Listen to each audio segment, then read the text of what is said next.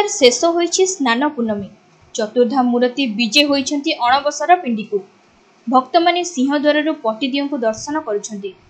अन्यपटे ब्रह्मगिरी अल्लारनाथ मंदिर चारिपटे 144 धारा जारी होईछि। शेष होईछि महाप्रभुଙ୍କ स्नान नीति। दिव्य गजानन बेशरे दर्शन देले महाप्रभु। 108 गराजल गाधोइबा परे प्रभुଙ୍କ देह असुस्थ। स्नान मंडपर रत्न सिंहासन परिवर्ते परंपरा अनुଯାयी अणबसर पिंडी को विजे हेले चतुर्धा मूर्ति। शुक्रवार ठारू महाप्रभुଙ୍କ अणसर गुप्त सेवा आरंभ होई नवयौवन दर्शन जाए एही सेवा चालू रहिबो।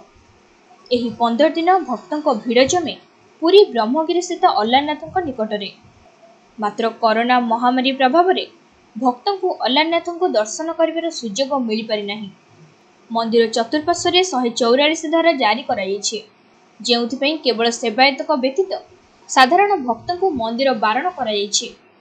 एबे भक्तଙ୍କ एकमात्र आशा हेउछि सिंहद्वार। सेथिपई सिंहद्वार सम्मुखरे पटिदियोंक दर्शन पई श्रद्धालुଙ୍କ भिड़ जमुछि। कोविड कटकणा माने भक्त माने आकुल नयन रे प्रभुଙ୍କୁ दर्शन करुथिबार परिलक्षित होइतिला। आम जगन्नाथ मंदिर दर्शन करने आसलु।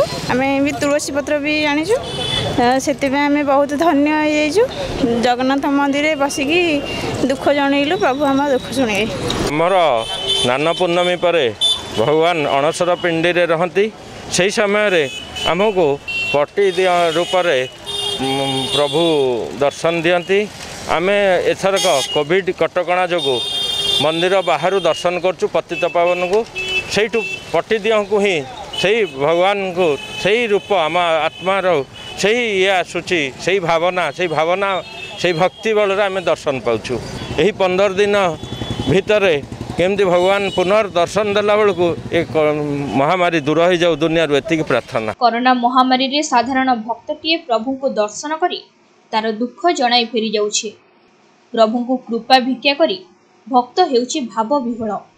प्रभु भक्तों दुख शुणिबे और भक्तों दिव्य दर्शन प्रदान करिबे।